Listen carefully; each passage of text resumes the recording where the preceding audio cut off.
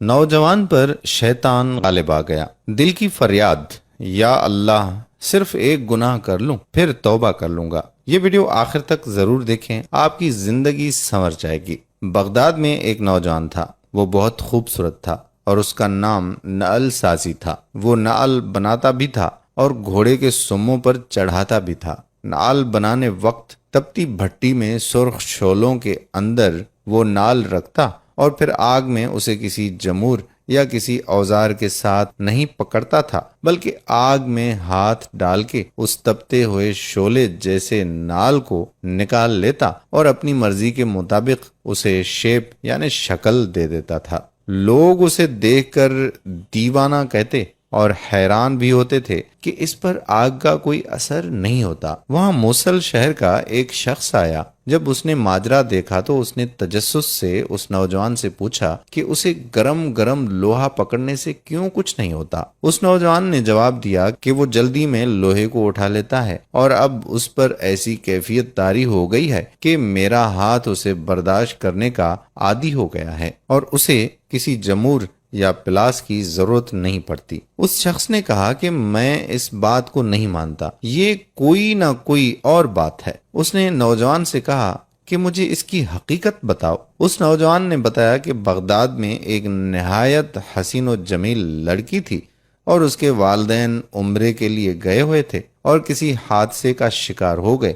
وہ دونوں فوت ہو گئے اور یہ لڑکی بے یار و مددگار اس شہر میں رہنے لگی۔ وہ لڑکی پردے کی پلی ہوئی گھر کے اندر رہنے والی لڑکی تھی۔ اب اس کو سمجھ نہیں آتی تھی کہ زندگی کیسے گزارے۔ آخرکار نہایت غمزدہ اور پریشانی کی حالت میں وہ باہر سڑک پر نکل آئی۔ اس نے میرے دروازے پر دستک دی اور کہا کہ کیا ٹھنڈا پانی مل سکتا ہے؟ میں نے کہا ہاں، اور اندر سے اس لڑکی کو ٹھنڈا پانی لا کر پلایا اور اس لڑکی نے کہا کہ خدا تمہارا بھلا کرے۔ میں نے اس سے پوچھا کہ کیا تم نے کچھ کھایا بھی ہے کہ نہیں؟ اس لڑکی نے کہا کہ نہیں، میں نے کچھ نہیں کھایا۔ میں نے اس سے اس طرح اکیلے پھرنے کی وجہ پوچھی تو اس لڑکی نے اپنے اوپر گزرا سارا واقعہ سنایا اور کہا کہ مجھے سمجھ نہیں آتی کہ میں زندگی کیسے بسر کروں۔ میں نے اس سے کہا کہ تم شام کو یہیں میرے گھر آ جانا اور میرے ساتھ کھانا کھانا، میں تمہیں تمہاری پسند کا ڈنر کھلاؤں گا۔ وہ لڑکی چلی گئی۔ اس نوجوان نے بتایا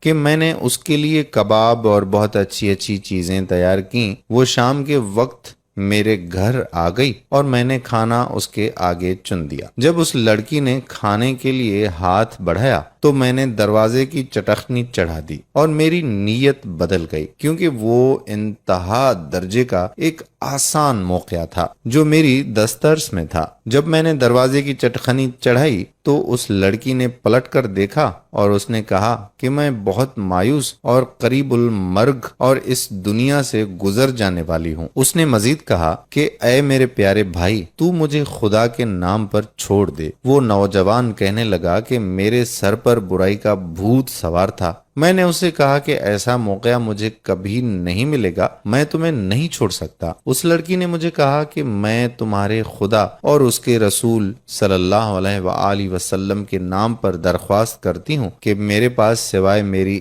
عزت کے کچھ بھی نہیں ہے، اور ایسا نہ ہو کہ میری عزت بھی پامال ہو جائے اور میرے پاس کچھ بھی نہ بچے، اور پھر اس حالت میں اگر میں زندہ بھی رہوں تو مردوں ہی کی طرح جیوں گی۔ اس نوجوان نے بتایا کہ لڑکی کی یہ بات سن کر مجھ پر خدا جانے کیا اثر ہوا۔ میں نے دروازے کی چٹخنی کھولی اور دست بدستہ اس کے سامنے کھڑا ہو گیا اور کہا کہ مجھے معاف کر دینا، میرے اوپر ایک ایسی کیفیت گزری تھی جس میں نبرد آزما نہیں ہو سکا، لیکن اب وہ کیفیت دور ہو گئی ہے۔ تم شوق سے کھانا کھاؤ اور اب سے تم میری بہن ہو۔ یہ سن کر اس لڑکی نے کہا کہ اے اللہ، میرے اس بھائی پر دوزخ کی آگ حرام کر دے۔ یہ کہہ کر وہ رونے لگی اور اونچی آواز میں روتے ہوئے کہنے لگی کہ اے اللہ، نہ صرف دوزخ کی آگ حرام کر دے بلکہ اس پر ہر طرح کی آگ حرام کر دے۔ نوجوان نے بتایا کہ لڑکی یہ دعا دے کر چلی گئی۔ ایک دن میرے پاس زنبور